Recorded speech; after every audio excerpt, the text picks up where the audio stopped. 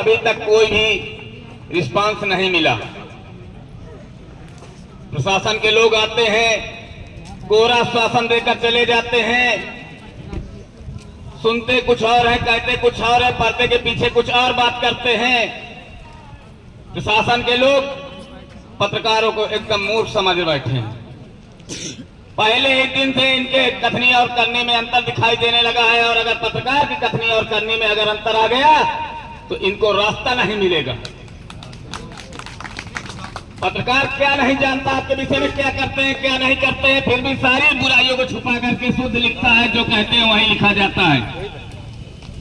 इसीलिए अब तक हम लोगों को लगता है कि अब हम लोगों की सुनाई नहीं होती, क्योंकि आपके कहने पर हम लोग लिख देते हैं।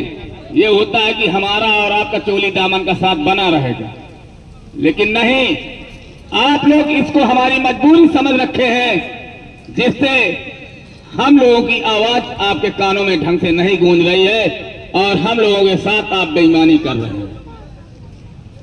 आपने पहले ही दिन हमसे कहा आपका साथी निर्दोष है, आपका साथी निर्दोष है, हम इनको ससम्मान 11 बजे रात के घर पहुंचा देंगे। आपने वो वादा नहीं पूरा किया और हमारे साथी को गुमराह करके एक सत्ताधारी कद्दावर नेता का फोन आपके पास पहुंचता और 2 बजे रात के उसका चालान बनवा करके उसको सुबह मेडिकल के लिए भेज देते हैं। ये आपका प्रशासन जो सत्ता संरक्षित तथा कथित नेताओं के इशारे पर काम हो रहा है, पत्रकार जिस दिन जुड़ जाएगा उस दिन एक एक खोल के रख देगा, और अब खोलना पड़ेगा। अपने साथियों से निवेदन है, आज्ञा है, आप इन चीजों में अब कतई समझौता न करें। एक विशेष बात, जो हमारे साथी थाना चौकी और अन्य खबरों को मैनेज करते रहते हैं, मैनेज करना बंद कर दीजिए, अपनी आदतों में तब्दीली लाइए। दिन भर तमाम खबरें हैं, उनको आप लोग सब अनसुना कर देते हैं, अनदेखी करते। क्यों? क्योंकि उन खबरों से आपको लगता है कि हमारे संबंध बनेंगे, लेकिन संबंध एक तरफ से नहीं बनाए जाते, संबंध दोनों तरफ से बनाए जाते हैं, तभी वो संबंध बनते हैं।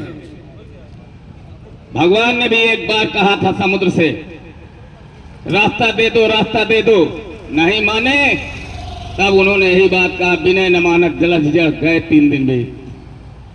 बोले राम सको तब भय बिन होय न प्रेत। अगर आप डर नहीं पैदा करेंगे तो आपका सम्मान नहीं होगा।